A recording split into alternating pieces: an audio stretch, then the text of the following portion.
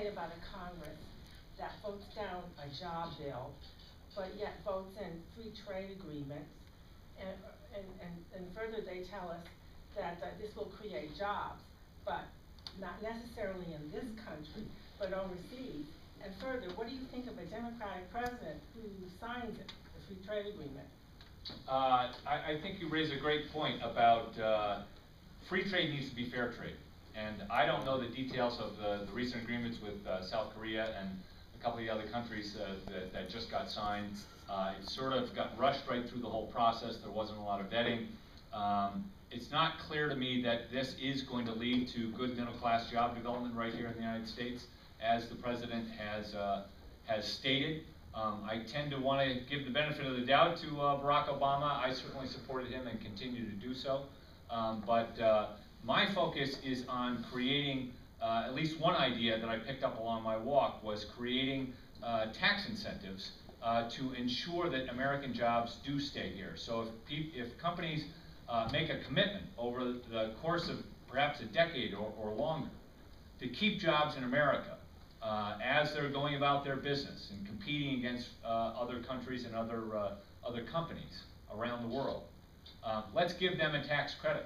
And let's penalize, perhaps, and I want to throw this out on the floor when we talk about free and fair trade. Let's penalize those companies that are based in the United States that are exporting jobs overseas with a higher tax rate to prevent them and discourage them from doing that in the future. That's one part of the fair trade debate that I'd like to have. Yes, yeah, I'll tell you exactly how I feel about it. I think it's a giant mistake. Remember that giant sucking sound after NAFTA was passed? Yeah. Like I said last week at the AFL-CIO event, I don't know what's louder than a giant sucking sound, but prepare your ears. And the dirty little secret is Colombia, Panama, and Korea.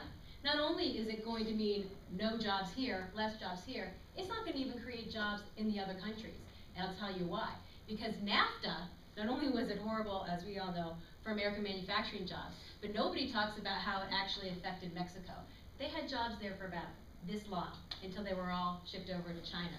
And in addition to that, part of NAFTA allowed the US and Canada to continue to subsidize the agribusiness, not family farms, but giant corporation agribusiness. We flooded the Mexican market with cheap corn. What happened? We put 2 million corn farmers in Mexico out of work. Oh, and at the same time, we had an uptick in undocumented immigration.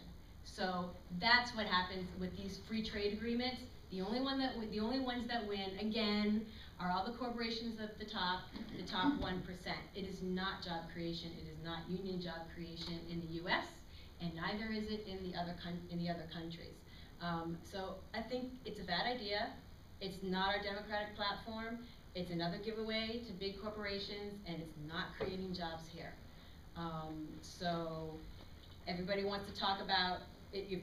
Yes, we can have fair trade agreements, and we can have the environmental measures and everything else, but no one ever talks about how trade interacts with immigration. And immigration is my expertise.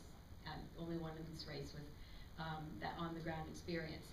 But you pass these free trade agreements with Colombia, Panama, and Korea, and you think you get perfect immigration reform, we get everything we want, and it's very orderly and everything. It's not going to mean anything if you have trade agreements like this. So we need to get back to serious job creation here, and reasonable ability to export our products to other countries and build up the economies of those other countries at the same time.